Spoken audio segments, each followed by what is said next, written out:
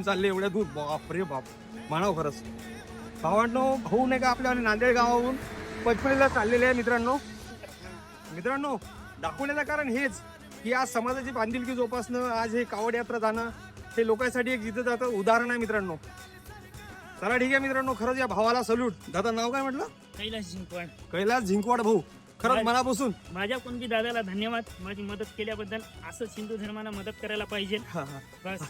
हर हर Mahadev. हर हर Mahadev. जय Shri Mahakal.